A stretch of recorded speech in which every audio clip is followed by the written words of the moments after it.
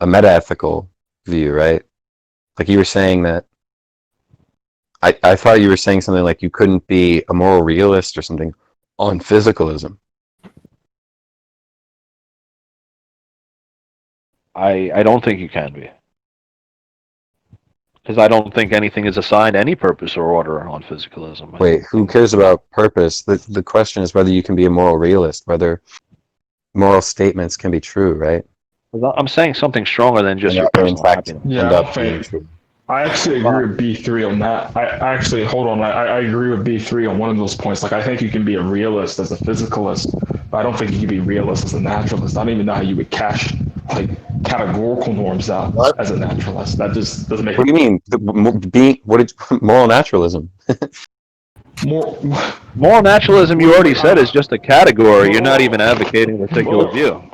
No, but look what I I'm don't, saying. Look, well, hold on, I'm Tofi, just I don't know saying, why you're right? hitching your. I don't know why you're hitching your wagon to naturalism in any case, right? Because Right. an atheist Good can point. be a non-naturalist, right? The question Sure. is, what would the argument be that in order to be any kind of realist about ethical properties or something like that, ethical proposition about the truth of ethical propositions, there would have to be a God, right? That just seems like a non sequitur. Yeah, I mean, Jack, that's I thought the initial claim was about just physicalism.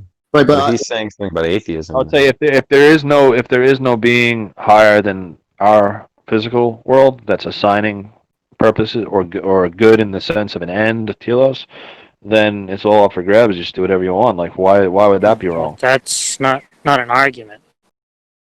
Well, that's my view. What do you mean it's not an argument? The question is, what's the argument that if there is no God, there cannot be moral facts? So I'm just not seeing any entailment between I the would two. say that what would a moral fact be ontologically in a world without someone to assign a value to an ethical this. statement? What do you mean? It's just ontologically, it's just a fact. What are you talking about? I don't believe that there could be fact ontologically without an agent or a mind to set to assign. Why would anybody believe that? Because I don't believe in the existence of platonic No, objects, abstract what? objects. No, I didn't. I'm saying, why would anybody believe? What are you talking about? No, you said that there couldn't be facts without No, I minds didn't. existing. I said there couldn't be moral values or moral fact statements. I didn't just say facts. So I thought you said facts, but I did say I don't facts, but I understand. said moral facts. Moral facts. Wait, what's Value the statements. distinction you're drawing? Why couldn't I'm still not understanding though. The whole point Because was those are you subject asked the dependent. question. Subject dependent. Wait, no, you asked the question. What would they be ontologically? Like, what Right. So are if moral your facts? ontological set of furniture includes things called moral facts, then that's your ontological furniture. Mine does not. Yeah, And that's a what's different the argument. argument? What's the argument that there's an entailment between there being moral facts and the existence of a God? I say that Which one is more to time. I'm say that sorry. you could. Yeah. So what's the argument that establishes that if there are moral facts, there has to be a God? That's what I'm not understanding. Okay. Because I would say in the absence of a God as the ultimate giver of purposes and assigner of values to these facts, then you have multiple subjects that just disagree. So it's just subjective Well, at that that doesn't point. follow. Well, I believe it follows. Why do you think it doesn't follow? Well, just because it doesn't follow from the fact that Who's there's gonna no who's gonna God that there arbitrate? aren't Who's moral gonna facts. arbitrate?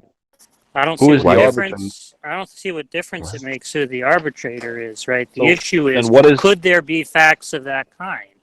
no? Because as I said, I don't believe there are things out there We're called not facts. interested in what you don't. We're not interested in what you believe. We're interested in the argument. Well, that's part of Telling us the you don't argument. believe in it. For me to get to the argument, I have to state certain premises, right? So I don't believe ontologically that there are things out there independent of minds, independent of being, sentient being called facts. So I would say there are no such thing as moral facts in the Now, why absence of would agents. anybody accept that? See, that's what I say. So you are saying that there are no Why facts. would you saying why would anybody deny Wait, Platonism or that? Wait, Is that what? what you're asking, Jack? What are you talking about, dude? Because Jack is stating that he's asking why would anyone not be a realist about these objects, these moral No, he said, facts, why these would anyone abstract accept the objects? premise that you just asked? Okay, you Because guys are you're all not piling. asking You're, just you're piling. Look, you're piling on, and you're getting off Oh topic. my So god, you're such a Let's you're just such a let's fucking just Hold on, hold on. clarify. Hey, B3, Let's don't just let okay, clarify. hang on. B3, We don't have let Yuri guys. Your reason for We have two. retard B3, please continue. Hang on. We have we have two actually intelligent people here. So why don't you other guys shut up? Let's just ahead. clarify the claim Go ahead, that Jeff. Tofi was asking. You saying that it's Yeah. not the case that there are facts without a God? Because Tofi asked you that question, you said no. You were talking about moral facts. Right. I don't Then- think value judgments and Well, you So it's not. just a second ago, you just said that there are no facts apart from No, I minds. didn't. I Yeah, you didn't did. say that. No, I didn't. You just said 2 seconds ago, I don't think there are any All right, well, of these maybe it things was out there. Maybe it was No. I'll be. misunderstanding. By the way, just for full disclosure, I have it on record, so we can check it later. But if you guys, do you guys mind Okay. being on record? So Okay. it doesn't So I matter. didn't- The point is, you're saying that moral facts presuppose the existence of a God, right? So we're just asking for the Objective moral facts, I believe. objective Because I don't moral facts. believe. What's the Yeah, entailment? I don't. But don't tell Right, us so I what you don't don't believe- believe. Just give us the argument. Well, Jack, I'll say what I want, so don't interrupt me. So I don't believe in the existence of platonic objects or abstract objects. So you understand, if those things don't exist, then you just have mind and matter, right? Or mind and the material, right? So what? How does that get you to a God? Well, I didn't say it did. So do you have a different question, or should I go on? The question is, what's the argument that establishes that in order for there to be moral facts, objective moral facts, right, there has to be a Because in the absence of that objective source, then you're left with minds and matter, and then in each different mind, you could have a different belief about a value or a morality, and there would be nothing to settle it because there God is is a mind. I don't see what the settling has to do with it. God is a mind too, right? So that's subjectivism. So we're asking you to defend moral objectivism, right? Right. Requiring theism, right? So saying that yeah, go God ahead. is a mind and therefore God has to ground moral facts is just to revert to a subjectivist position, right? Well, you might consider it a subjectivist position because you're looking at God probably as a theistic personalist God. You're looking at God as some sort of agent among or a small Just b. What does definitional. that make? It's just the fact that he has Just I don't- definitional. But Jack, you I had think said he I was. think You said got he too was many an people- agent. we got too many people jumping in here. So I'm saying look here, B3. We can do what we want. you can do what you want, but you're fucking the Yeah, conversation. no one's doing anything to the conversation, right? Jack didn't mention anything about Wait, theism what did or Josh deism. say? I said I didn't. he said that God was an agent. So what the fuck is he talking about? Yeah, he said that. That's what I was trying to say. I don't know if you guys are like gay. If you're gay for Jack and you need to jump in because you're worried, well, I don't know what it is, but Wait a we're minute. trying to have Is a that conversation. true that you said God was an agent? God is an agent, yes. Wait, so You then believe why did because you that's just say a normative state. second ago that I'm thinking of God as some kind of an agent when I he's think not I was cut actually? off. I think I was cut off before finishing what I was saying. So what is the reason you said that? Right. So I'm saying God is not an agent among other agents. He's not a being with a small b among other beings. So I take a classical theistic What does that view of mean? God. Well, I'm telling you, you're too aggressive. Just like put I'm the just chain a trying to little. understand Put how the- you're getting I know you are, but subjectivism. Because you we understand what spoke- subjectivism But Jack, look, means, we right? speak yes, but we speak slightly different languages. We have slightly different vocabulary. So if you want to hear what I'm Does saying, you have to slow down. subjectivism mean mind dependence or not? You have to slow down a little and let me elaborate what I'm saying, because every time you interrupt it, I lose my train of thought. I'm asking you a simple question. Does subjectivism mean mind dependence or not? Not if the mind in question is a different kind. You understand what I mean by God when I say God? That's why I No. said I have no Right, that's idea what- what you mean. that's why I said a few minutes ago. I think you're But I'm used to asking you dealing. a question about subjectivism. Right, but you're interrupting every time I go to Wait a answer and minute, changing but the question. the point is, right, if you think that subjectivism means mind dependence, it just follows that grounding moral properties in God's mind is going to not deliver the objectivism that you promised. Okay, but if God is God, and if He is the objective root of all being, If God is and if God, He, well, you guys don't understand even what God means because you're used to arguing with like Christian fundamentalists. Like you but don't how even could know but you you don't even just know the classical theistic definition of God. You don't even know what but, I'm saying. but you just said if God is God. Right. If God is God in the sense that I mean, not in the sense that you have in your head of a man in the clouds, like that's what you're arguing against. Nobody's talking about a man in the clouds. We're presumably talking about an immaterial being, right? Why don't you just put forth the Far argument more than about that, far classical more than an theism? immaterial being, the infinite source of all reality, the bottom floor, the objective basis for assigning ends to all other things. That's not the How is same it? thing as But it's that's not not. another guy. That's not another guy on the other bar I stool don't with a know what different you mean opinion. by the objective basis there. Yeah, that's what I was saying. It doesn't make any sense. You can't just say it's objective, right? You've already said that it's a mind, right? You're saying that things like moral facts are somehow grounded in God's mind, but what does that mean? How could they be Okay, objective? because what is it that makes these facts objective is that they're true, right? So if God is identified with if God is identified with You're truth just and with equivocating on objective there. I mean, couldn't Objective means not mind dependent, and subjective means mind dependent. maybe how you're using it. no, that's So just what it you means. so you're just using proprietary terminology when No, you I think we're speaking from different philosophical schools. What are you talking about? Nobody uses subjective in the way you're talking about. To mean not true? Like Well, what are you yeah, saying? what you're doing, If what you're something is doing, true, B3 if is something is private subjective. language. If Only something you is know no, that. that's not true. That's not true. You're just not familiar with. You guys are analytical guys. You're reading the analytical papers. You're not What familiar does with that we're mean? Thomism. familiar we're familiar with classical theism. I don't think. Right? I I'm don't think. sure I we're don't think more that. I don't think I'm on a sure deep we level are you are. more so than you are. But Yeah, that's that's beside the moot point, point. Moot right? point. Because Right. it's Moot not point. Go actually ahead. the case that Thomists, right, talk about um, use objective to mean some kind of mind dependence. Wait, if So God is my, you're just using proprietary terminology, right? no, I'm And not so then using it just proprietary becomes a terminology. semantic dispute. That's not the case. Show us in classical theology where that's what it means. Where what does what mean? Give me the terms. The terms that you're disputing. We're saying Let's objective say so. means we're saying that objective means mind independent, right? And subjective means mind dependent. You're saying that those words have a different meaning in classical theology.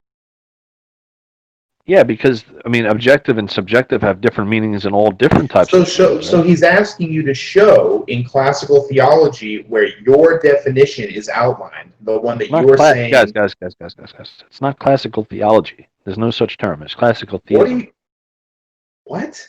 What are you There's no talking classical about? What are you theology. talking It's about? not. That's not even a phrase that you'll find anywhere. Yes, it Classical is. theology. No, it's not.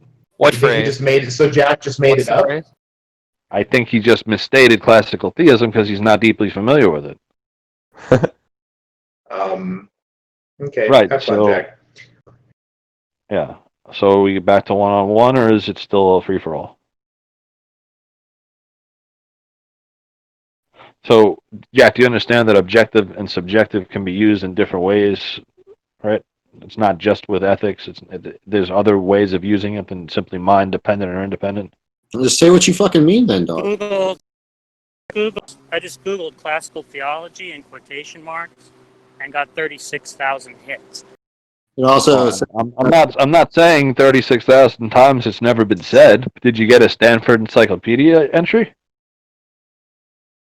there's a Master of Arts from Biola University in classical I mean, theology. you guys are you're so desperate to win on every little point that you're all piling on and doing Google searches. Just have a conversation You like would gentlemen. pretend that, Well, because I you're don't an know why you idiot. pretend that you You're know purely more about the idiot, topic dude. than you do. And Wait, It really doesn't matter. It doesn't really matter if we argue about who knows more. We should just argue about what we're arguing about. Why did you bring it up then? You said some shit about fucking classical theology. I looked it up. There's a Master of Arts in Classical Theology from Biola University. So I don't know what you think. Biola. You haven't even heard of it. Biola, it's a fucking. Dude, see, it's It's not a pastry from the Brooklyn Deli, dude. It's Biola. Why would it matter? Because you're Why not would familiar that with matter, what you you're talking idiot? about. Why would You that? freaking idiot! Why would that matter? Why would that matter whether or not I'm fucking familiar with it? You made the claim. You were shown to be wrong, right? No, I didn't. I made the claim that classical theology, capital letters, is not some sort of thing as it was being referred to. You may have some hits There's a on degree it. in it. What are you talking? There's a degree in it. Link it. In any case, this is getting off Get back. topic, right? Yeah, exactly. Yeah. B3 was saying some dumb stuff about how there's some different meaning of objective, right, in classical theology, right? He wasn't able to support that. You weren't able to support that claim. Don't refer to me. Look, if you're arguing with me, refer to me in the first person. Don't say he this, he that. The first person. If Yeah. you weren't able to support that, you weren't able to support that claim. In other words, speak to me. Don't preach to your choir. Speak to me. You weren't able to support the fucking claim. You fucking. I've been trying to, but you and your Now, minions just interrupt tell every us- time. Just tell us what the fuck you mean by objective and subjective if you're going to use proprietary terminology.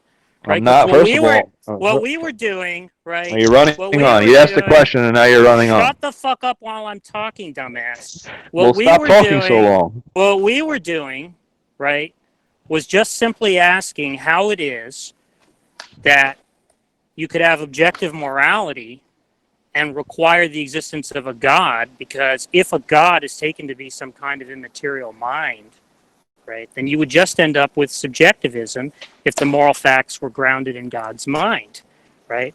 Now, it turns out that when you said that there were objective moral facts, Jack, you're lecturing now. You're no longer engaging.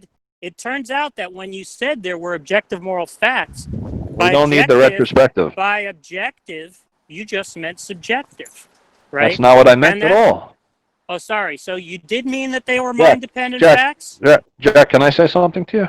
Sorry, I asked you a question. You did mean that they were mind-dependent facts?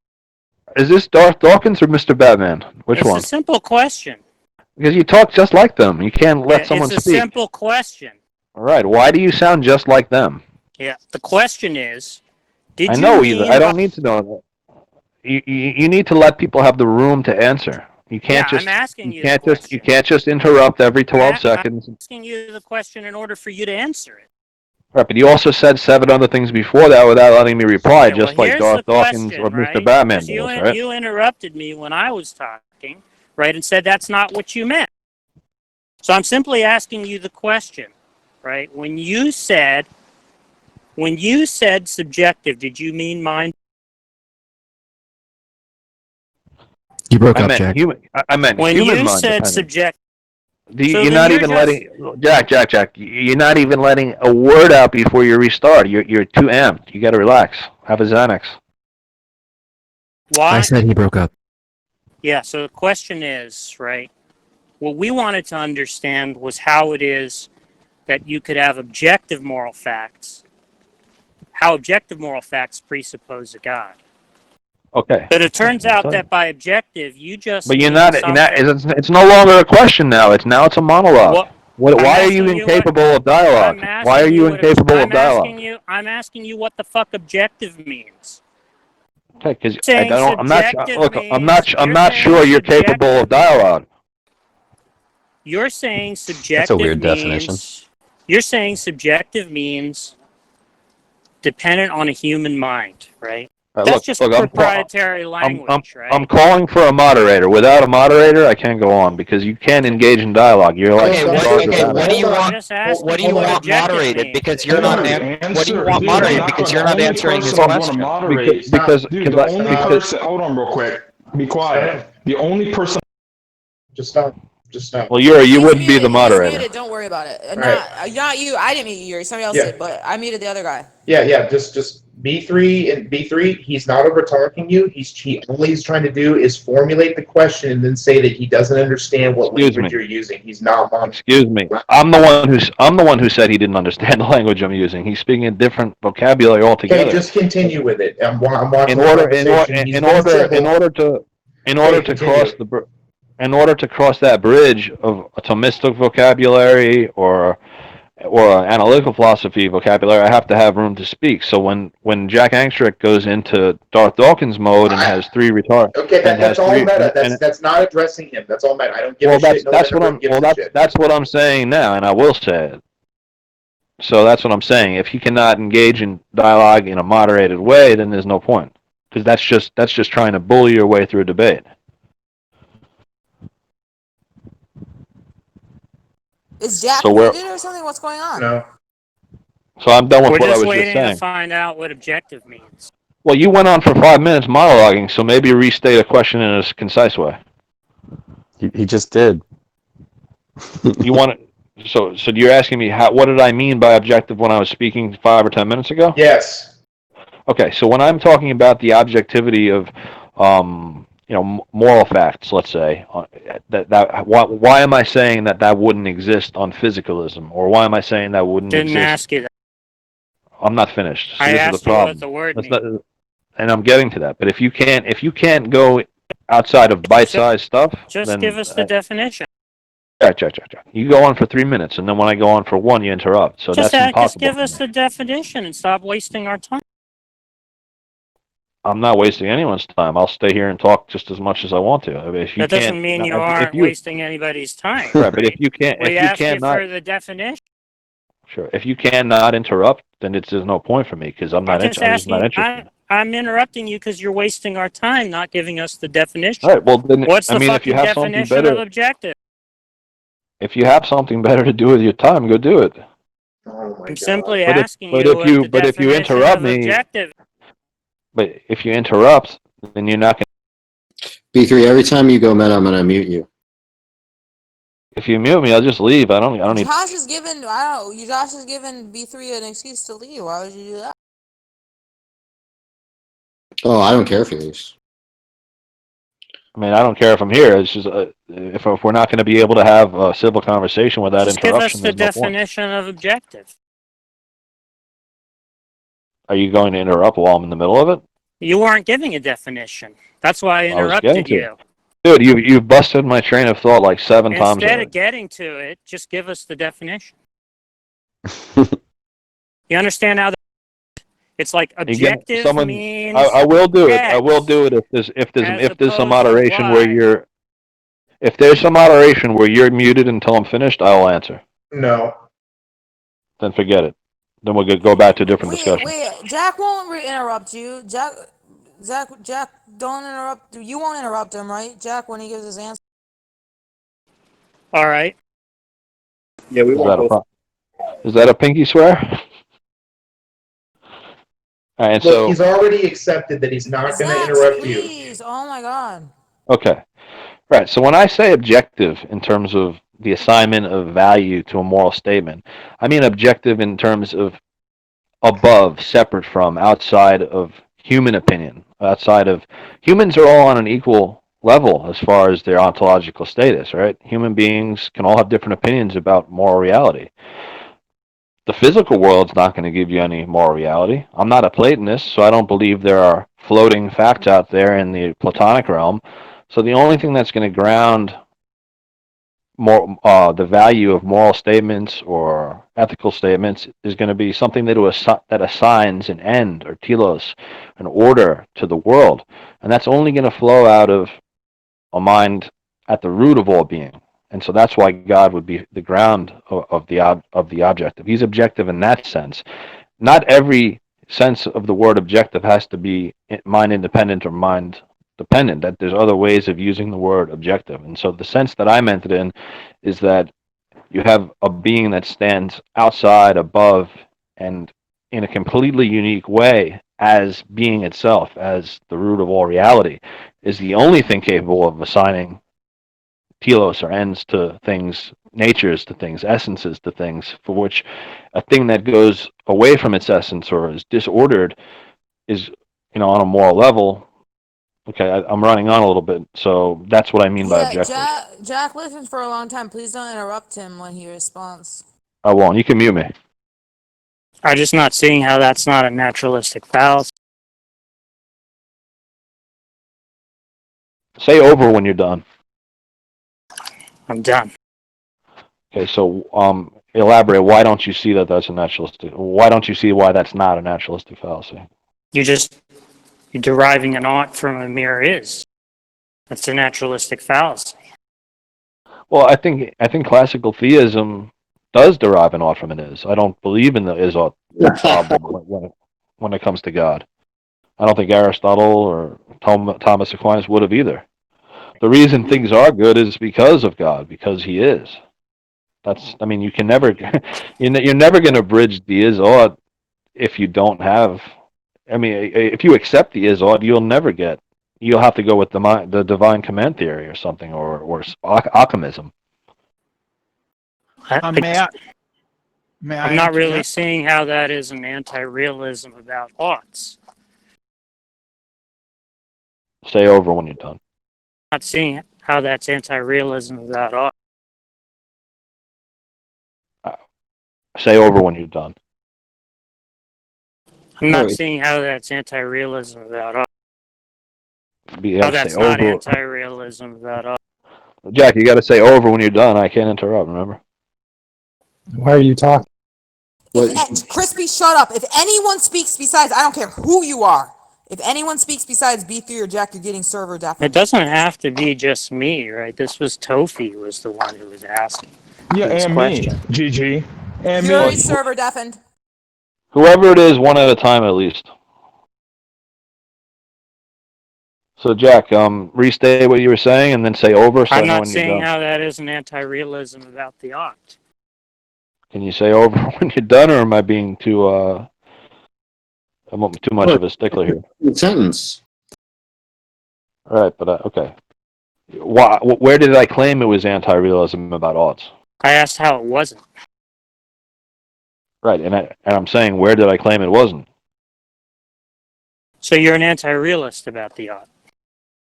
No, I'm asking you to just clarify further what you mean. Where do you gather that I said? Where did you gather that I'm an anti-realist about oughts? Because you're just saying the is the ought. That doesn't. So if the is the ought, then oughts are real. So I wouldn't be an anti-realist, would I? I don't really understand, right? If you're just saying that everything is a description, what does it mean to say that there's an ought? Don't you understand right? theism? Go ahead, sorry. You take it that the identity is a conceptual one. Well, I would say that the ought flows from the is. I'm not saying they're identical. They're not. I may have said that too cavalierly, that the is the ought. What I mean is that the ought flows from the is. Like any serious, sophisticated theist is going to tell you that the nature of God, who is absolute being, is going to determine the nature of what is the good for each object in creation. I don't know what conception of theism you're arguing against, because there is a distinction between the ought and the is. I would say there's a distinction, but you can derive the is from, or you can derive what ought it be from what is. Show us how you derive it non-fallaciously. Okay. I would derive it by saying that God as the absolute sovereign, fundamental bottom layer of all reality, who is the creator, assigns things their proper end and role in being, with a small b, these beings, these finite beings, and the good for each of those things is what flows from the will or the decision or the nature of that creator, and that simply is what theism says. Wait. Where is the fallacy? You're introducing normative concepts in there, right? You introduced normative concepts there. I asked you to derive an is from something non-normative. I asked you to derive an ought from something non-normative.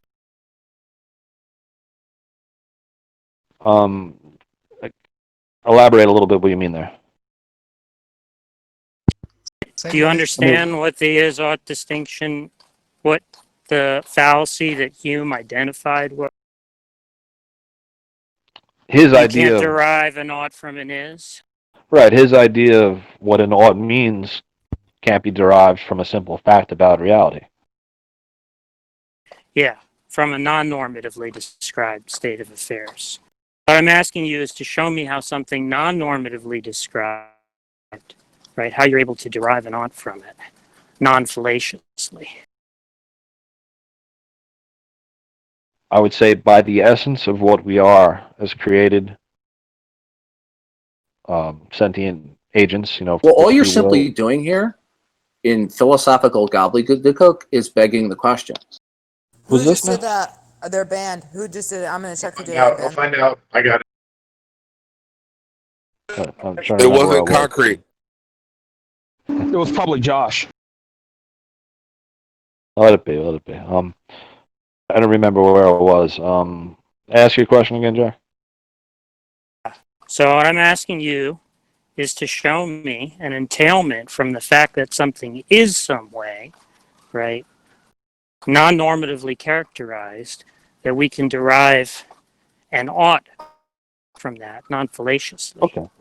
Because as an Aristotelian Thomist, and I don't know how familiar you are with Aristotelianism or Thomism, but either way, as such, I believe that things, substances, whether it be a human being or a tree or whatever, has an essence to it, and part of that essence is a proper ordering toward its end. And to me, that simply is what the good means. I'm not when you talk about like oughts, to me, you're talking about like human constructs, like laws, and you ought not do this, you ought not do that. Like, I'm talking about the role or the essence, the absolute essence of the substance assigned by its source, and that's all I'm saying by something is good or something ought be.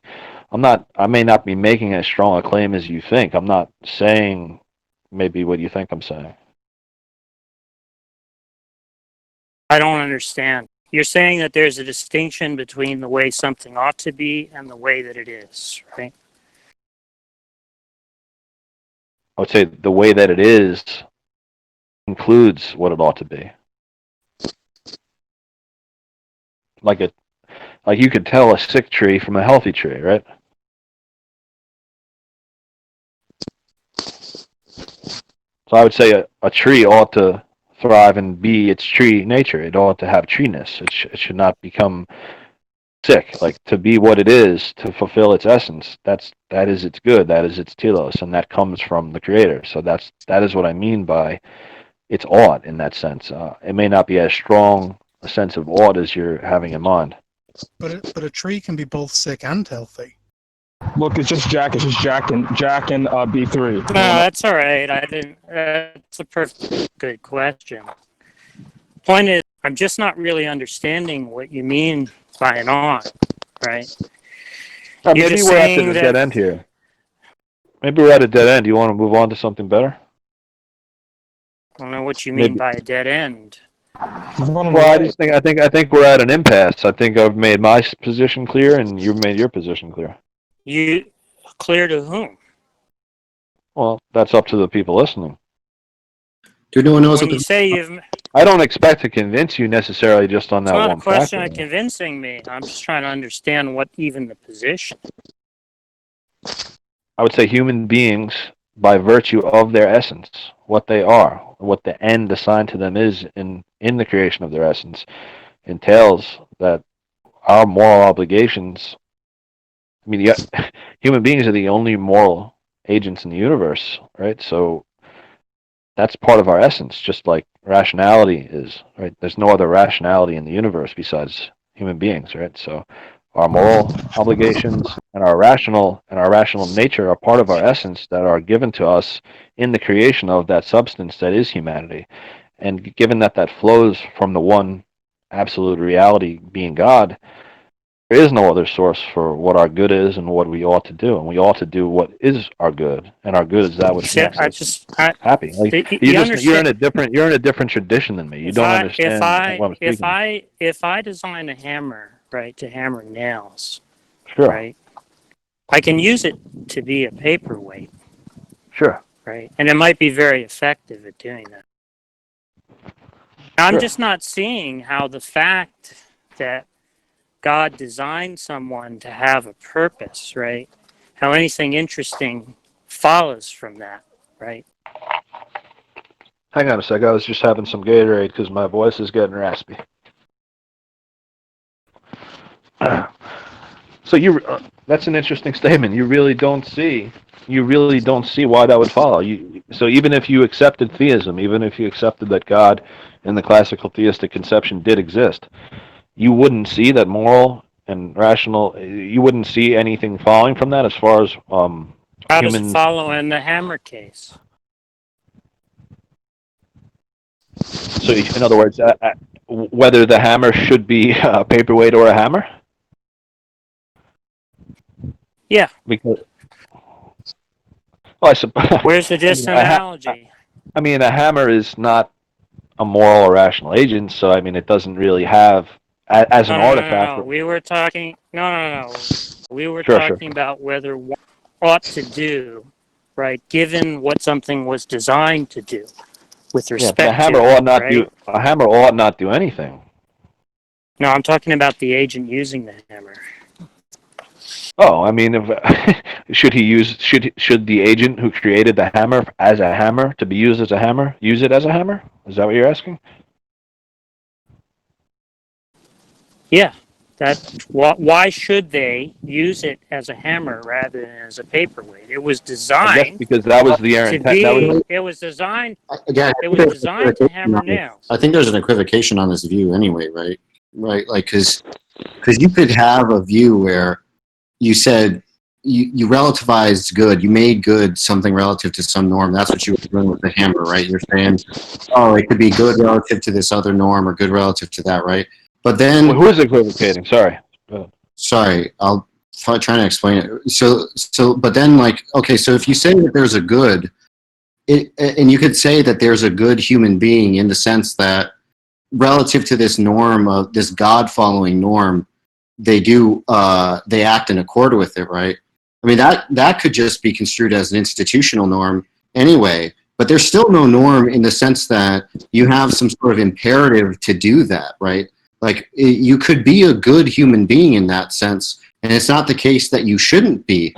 Sorry, Josh, I got disconnected. Can you repeat what you were saying? Right, yeah. So there's this distinction between good in the sense that it's like, I mean, I agree that there's some sort of naturalistic fallacy there, but it's just some type of institutional norm, right? But even if we set that issue aside and we say that, oh, there's a good such that what it means to be good in this case is to blah, blah, blah, actualize your potentials or whatever, that's fine. But then there's no imperative there, right? There's no answer to the question, well, why should you be good? Right? You might be good, you might be bad, but then there's no norm there. Right. I guess as when it comes to sentient, rational creatures that experience happiness, then it would involve their fulfillment of that happiness and being well ordered and so on. But with a hammer, obviously, that's not going to be the case. But that's if human beings were automatons that didn't have any if rational. If you're just saying that the only thing that grounds the good is because it conduces to happiness, then that just reverts to Tofi's question, right? Which was that the naturalist can say the same thing. I mean, like you gave the example with the tree, right? There's a fact of the matter about what will make you happy, right? And so that's your reason why you ought to do it. Well, happy's a little vague here, right? I've only just raised the word happy just now, and now you're using it in a slightly different. Now tell. Well, hang on. Now tell us what the proprietary. Everything's getting sloppy. Everything's getting sloppy. So just tell us what the proprietary definition of happiness is. Everything's getting sloppy again. You're interrupting. Yeah, We've got two other people. Excuse me, sir. What's the proprietary definition of happiness? Well, hang on a second. Because you're saying. Hang on a second, Jack. B3 used the example. You're saying that the reason why people ought to be good is because if they desire happiness, that's the way to do it.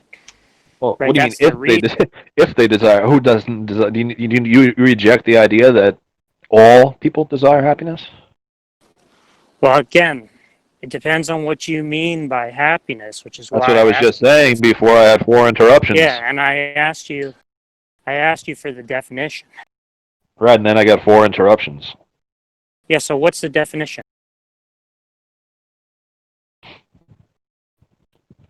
I'm thinking of putting in the right words here, so just bear with me. Just make sure that when you put it in the right words, you have to show how a naturalist can't do this, right? Because Right, sure.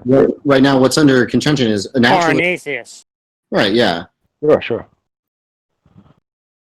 Right, so by happiness, I certainly don't just mean immediate pleasure.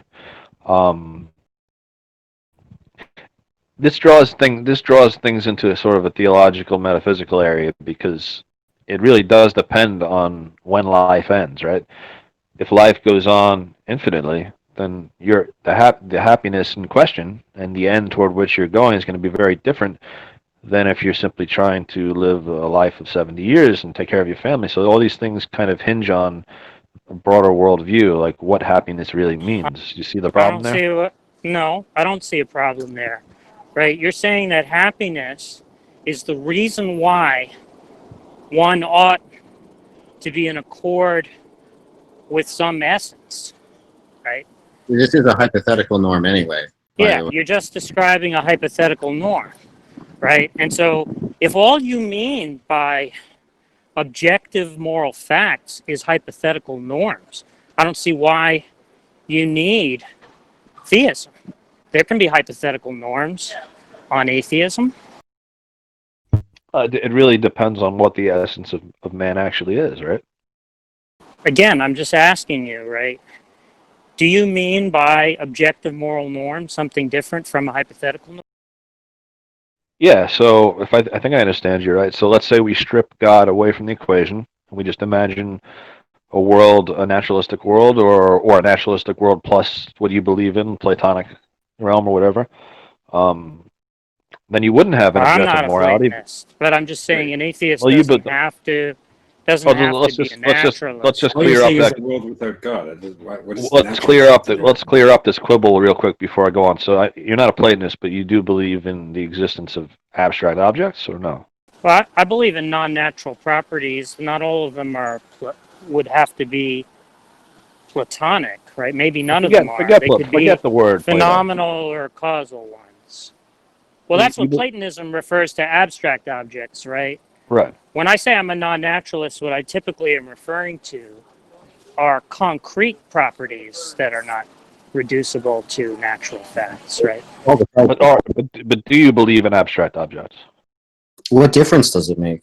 Yeah, I'm not seeing what turns on it. Well, it was part of my argument, and you just interrupted me. So I'm asking you, do you believe in that? I don't think there's a simple answer to that question. Okay, so you're not sure. That's fine. So, in other words, back to my original statement. So, if you strip away from the world God, you strip away. I guess we can't strip away abstract objects because you're not sure on that, and you're just left with individual people. Then there is no objective truth about moral facts because everyone has. No. You're not understanding, right? The question on the table is, when you say objective moral facts, do you mean something other than hypothetical norms? Because if all you mean are hypothetical norms, I'm not seeing what the logical bar is to having that without God. Okay, because I'm explaining to you. So I don't know if I mean hypothetical norms because I'm not looking that up and I'm not familiar with that term recently. So unless you want to define it, I'm not sure what you mean by that. Hypothetical norm is an ought that's conditionalized on an. Okay, but on my view, that aim is ordered by a single source, which is the source of all reality, and so it's not subject to different people's subjective positions. So you can have something that you think is happiness conducing, and Josh can have something that he thinks is happiness conducing, and you can argue it out. And there is no arbitrator to that dispute to adjudicate that. It's not a question of that, right? On a theistic worldview, if you're not understanding, no, you're not understanding, right? Okay, if the reason to be in accord with an essence is because it conduces to one's happiness, right? Then that type of hypothetical norm is available to an atheist. But not The objectively, reason, only subjectively. again, when you say objectively, it just seems like you're equivocating there. I'm not. The point is, the reason why, right, an There's agent multiple ought to subjects, but then do... there's only one God. Detroyer, do you want to try to clarify the point? Not really. I mean, Jack, I could try to do it for if you want, Jack. like, is it just to deny that God is a subject, that God doesn't have beliefs, that God isn't an agent? Is that what you do? But Well, he's a unique subject. If you want to call him a subject, you can. It's just a Right. unique. So, right. So in my view of this world, this whole of reality, in my ontology, God is at the root of it all, and right. So in short, it assigns everything toward everything else. Everything that flows out from that. So you do have a single objective source of what the good is for all being with a small b. You don't have that when you strip God away. Now every single person can just decide, crack will make me happy, or saving money will make me happy. So there's a very obvious difference. there's a fact of between the these two matter views about what it will be, though, right? for each person, but it's subjective to that person. What difference does that make? right. So On the theistic view, there's a single good for human beings. You mean that all human beings, the same thing will make all human beings happy? No, it doesn't mean everyone needs to be a doctor of podiatry. It means that that morality is objective, because for all human beings, morality, whatever objective morality happens to be, is what will conduce to their ultimate end, their ultimate happiness, the fulfillment of their purpose, their telos, their essence, their essence. Yeah, but an atheist can say that too, right? I don't think so. Why? I know.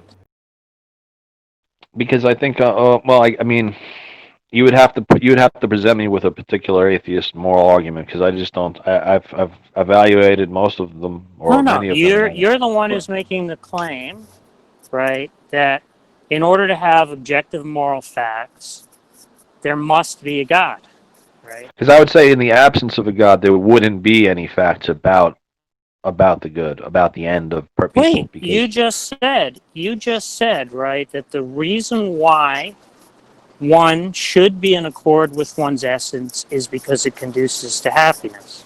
So it's a hypothetical imperative. I made it a little broader than that. You did? Yeah, because because on theism, the happiness of human beings would be following, would have a moral component to it, and I don't believe there would be any objective moral component to it. Wait a minute. Now it just sounds like you're equivocating on moral. This is what we are understanding the moral to be. Right. But so when you say add a moral component, right, it just sounds like you're equivocating on. No. Let me try to put it in a different way. So, from my point of view, having evaluated all the different naturalistic points of view, I would say all of them. Look, B3. First of all, we're not talking. Why about interrupting? naturalism. Why we're not talking about naturalism? Yeah, we're not actually talking about naturalism. That's true. We're talking about atheism. I just want to rephrase. We're talking about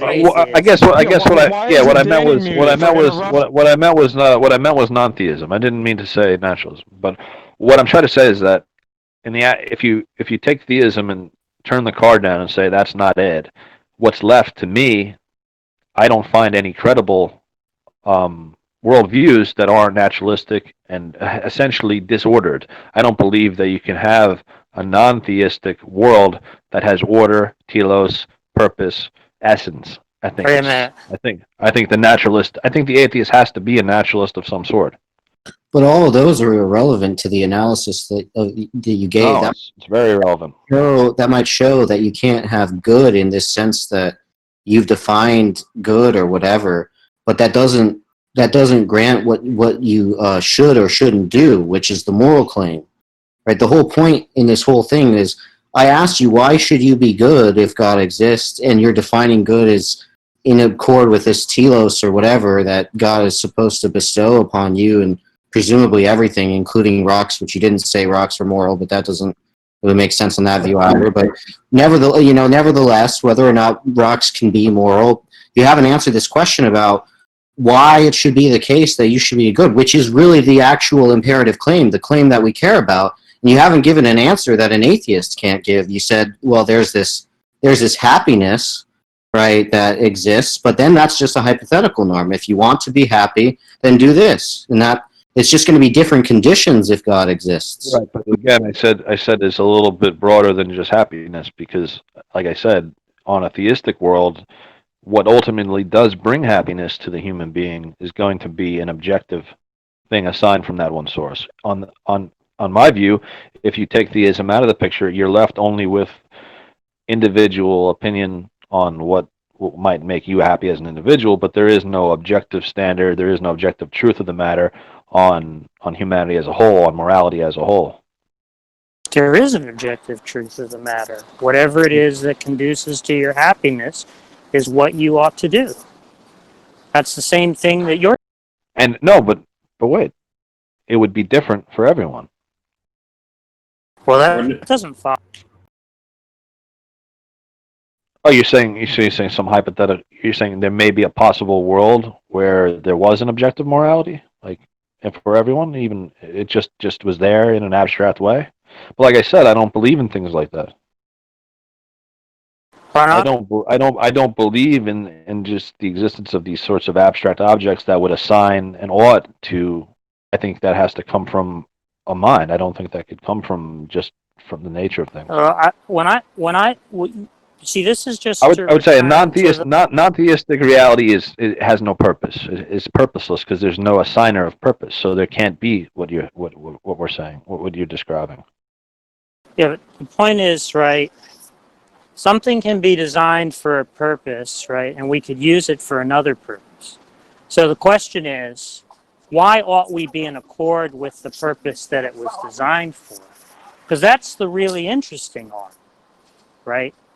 Just to say that God desires that these things do X, right, isn't going to be interesting, right? Because the question is going to be, why ought we be in accord with God's desire? And your claim is to say that the reason is that it conduces to our happiness.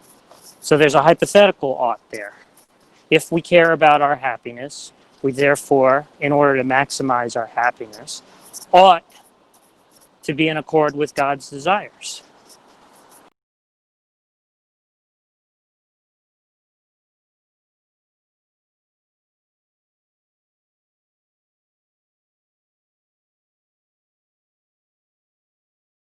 Hello?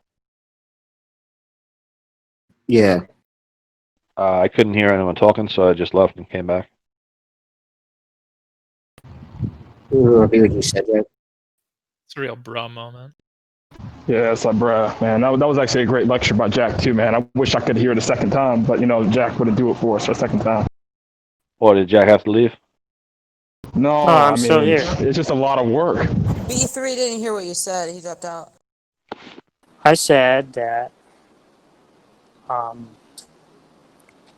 that we can design an object, right, to do one thing, but we could have a reason to do something else with it, or somebody else could have a reason to do something else with it, right?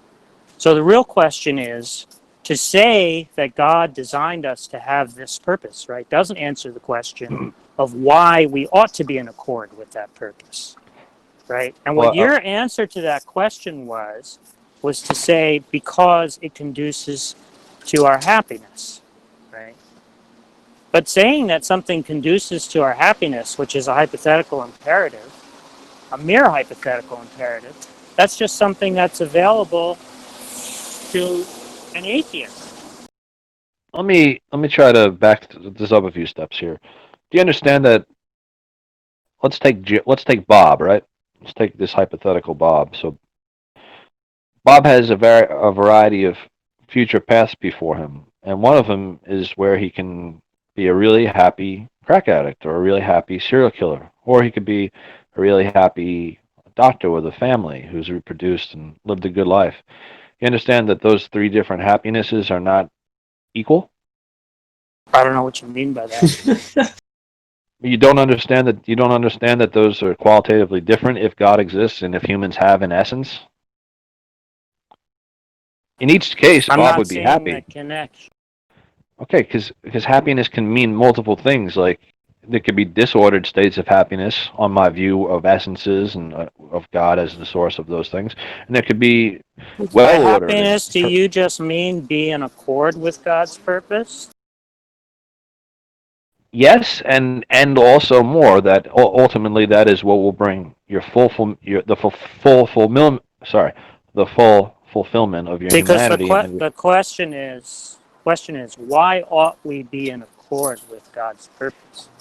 So if what you mean by happiness, right, is to be in accord with God's purpose, right, that's not going to answer the question.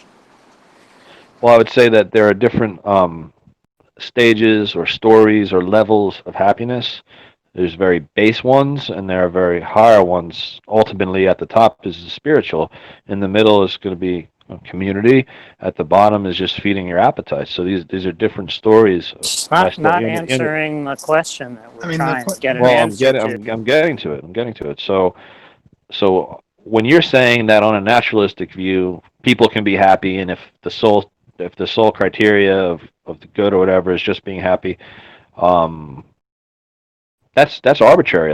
You can. I mean, what does it really mean to be happy on that if you don't have an objective source defining what these different You're just levels of begging the happiness are? question, right? I think you look at it that way, but it's not the case. We're asking you what is the reason, right, to be in accord with God's intended purpose for us. Let's say we're assuming, for the sake of argument, God created and designed us, and He had an aim in mind in doing so, right? Sure. So there's some purpose that we serve, right? Now, question is, let's say we are in a position to decide that we could be in accord with that purpose or be out of accord with it. Just like in the hammer case, when we decide to use it as a paperweight instead of what it was designed for. You change the hammer. The hammer would be equivalent to the person making the decision, not the person using the hammer. The point is for any designed object. It's a shit analogy. The point is that for any designed object, we can choose to be in accord. But that would be God using us. That's not a good analogy. You need to reformulate your analogy. The point is that for any designed object, right, we can choose to be in accord with its purpose or be out of accord with This analogy doesn't work, Jack. Is it the case that for every designed object we can be in accord with its purpose and out of accord? That would mean God being in accord with our purpose. I just asked you a simple yes or no question. Jack, the analogy doesn't work. Back up and make a better analogy. Look, you're just not getting it. So the analogy doesn't work, Jack. Instead of thinking that you're switching the agents. It doesn't work. It's a bad analogy. Make a better analogy. Are we in a position to be in accord with God's purpose or not be in accord with it? That would be us being the hammer, Jack. I'm not. Look, you're just not getting it. Okay. Because you're not making sense. Your analogy is not good. The point about design is, right? The point about design of anything is that something that's designed can be used for a different purpose than what it's designed for. But we're not talking about people being used. Yeah, we are. You're saying that. No, we're talking about a person's freely acting. Your analogy doesn't work. Make a better analogy and move on to a different objective. You're saying that God has an aim for how He wants human beings to be. Or an end in their essence, or what He wants them to do, right?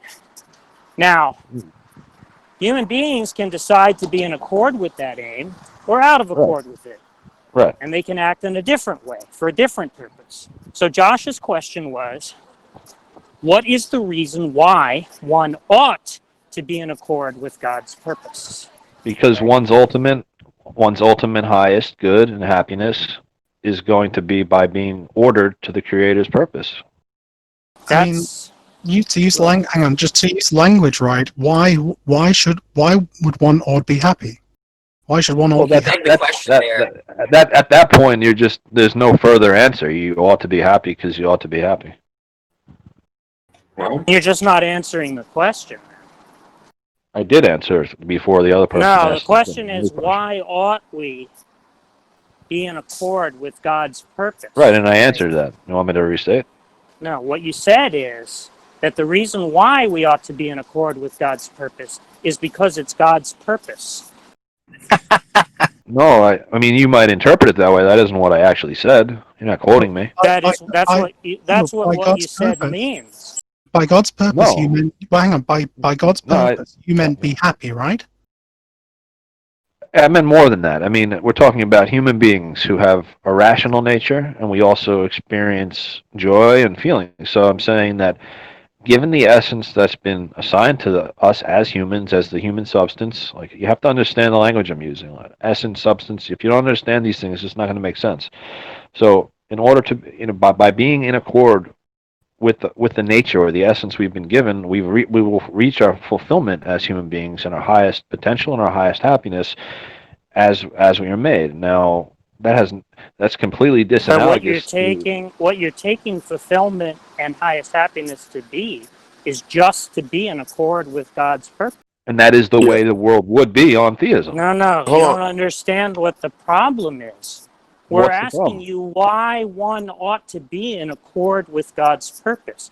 And when you say that the reason is because it will bring us to our highest happiness and our greatest fulfillment, when we ask you what those things mean, you just mean being in accord with God's purpose. Well, it almost, I mean, it's not quite just an identity statement in different words. If theism is true, then that is what the nature of being is. Beings ought to be the fullest of what they are. Being and good are not necessarily identical in human language. So that's not actually what you mean by purpose and fulfillment. To be what one is in the fullest sense is the good. Is being happy and being fulfilled is that an analytic or a synthetic identity with being in accord with God's purpose? It's going to follow from it, and they would almost be the definition in a way. That it's an identity. Sorry, go ahead. Synthetic identities. There are two types of identities. In a way, and I know that. In a way, it is an identity statement, but it's not like saying A is A. I mean, it's more nuanced than that. So it's a synthetic identity? Well, because when it comes to human beings, you're involving two discrete agents: the human and his rationality, his happiness, and also the creator and his purposes. So you're dealing with two different agents. So obviously, I don't think you're understanding the question. It's not identical in that sense, but. Look, like if you want to reel things back to a simpler level, like a tree, then it would be much closer to an identity statement. It doesn't have anything to do with it, right? I just don't think you understand the moral theory here. You're not understanding the dialectic, right? The problem is.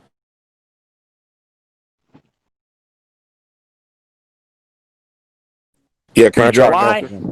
Why ought we be in accord with God's intentions, right? His purposes, right? Now, you said because doing so will conduce to man's happiness and highest fulfillment, right? It's almost like you're asking why should a tree grow? We asked you why there's a disanalogy there, right? In the case of the atheist, who could conceivably say the same thing. Right, he can have a hypothetical imperative to act in such a way as to maximize his happiness and bring about his highest fulfillment. Right. So what you said, which was supposed to be informative, but I don't think you would have. I don't think there wouldn't be any objective definition of his fulfillment. What you said that was supposed to be informative was that happiness and fulfillment are identical to God's purpose. I don't think there would be an essence or a truth about what conduces to that person's ultimate fulfillment. You're not listening. Without God. You're not listening. I'm listening. I'm answering. You said it was to be identical to God's purpose, to be in accord with God's purpose, right? That's what it is to be happy and fulfilled, to be in accord with God's purpose. But that's just to not answer the question, why ought we be in accord with God's purpose? That's like asking why ought one want one's own good, or why ought a tree grow instead of die. Like, there's no further answer. That's just the way it So is. you're just saying then It's natural. It's like that a natural all law you of you. mean, yeah, but you're just saying then that all the ought is what conduces to happiness, right? In a much broader sense than you would use happiness, because you might enjoy smoking crack, fucking hookers, or Well, wait a jumping off minute. a building. What? No, wait a minute. Look, you're either going to say something informative or you're not, right? So now by happiness, That's do you mean uninformative. something different? Do you mean something different from being in accord with God's purpose or not? Well, if you're asking, well, this is interesting, because this is sort of a shift in the subject. It sounds like what you want me to do now is go ahead and define actually what is the moral thing to do. That's a different question. I'm asking you if the term happiness, right, is definitionally identical to the term God's purpose on your view. No, it's not it's not identical. No. Great. So there's no definitional, which is to say no analytic identity between those two things.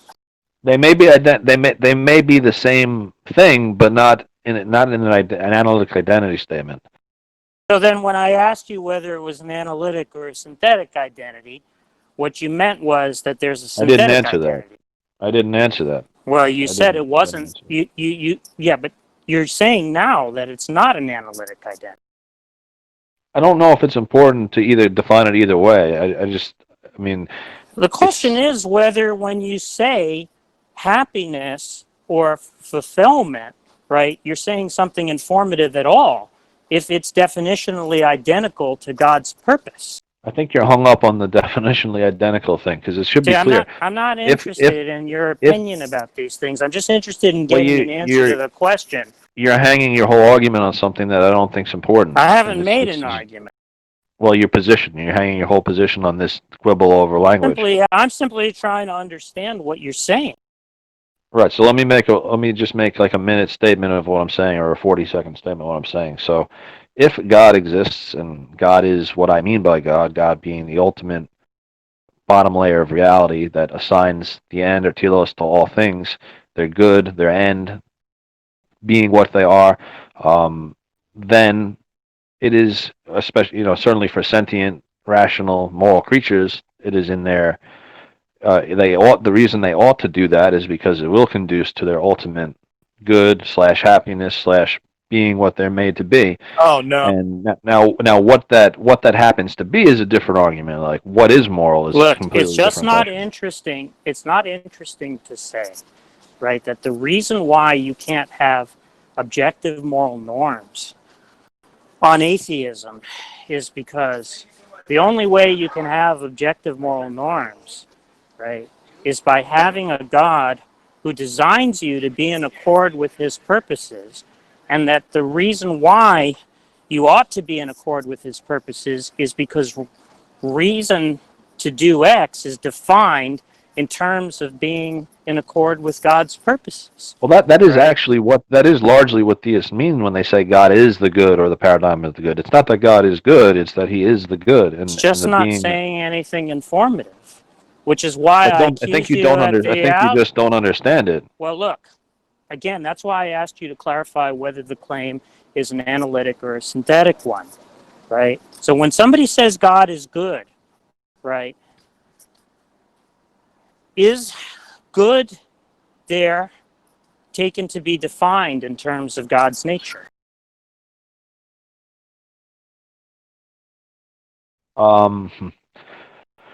Yes, because when you get down to this bottom level, this bottom layer of what God is, then God is being, God is goodness, and they all kind of meld into one thing. Well, the problem is that's that divine simplicity. if that's a definitional truth, right, you're not saying anything more than God is godly, which is why we were saying that you're committed to an anti-realist position. Why would that be anti-realist when it's fully Because real? it's a tautology to say that God is godly. But it has more content than that. How Because does God it have doesn't. more content? Because It just means being in accord with God's nature. but that nature has a nature. The nature is something separate from the word God. God is the designator of the nature. I don't understand how saying something vacuous should be of any interest to anybody. Well, it's been of great interest to philosophers for 2,500 years. So if you don't understand it, that's your problem. No, because what's interesting is Yes. that philosophers don't say that, right? They Yeah, understand. but you reject the entire classical traditional philosophy. They understand, right, that to say God is good can't be a mere analytic claim. But you're the one hung up on whether it's a mere analytic claim. I never said it was an analytic claim. I just asked you if it was a definitional truth, and you said yes. That God is good? Yeah. Hang on a sec. This is boring as fuck, yo. Thanks, Jack.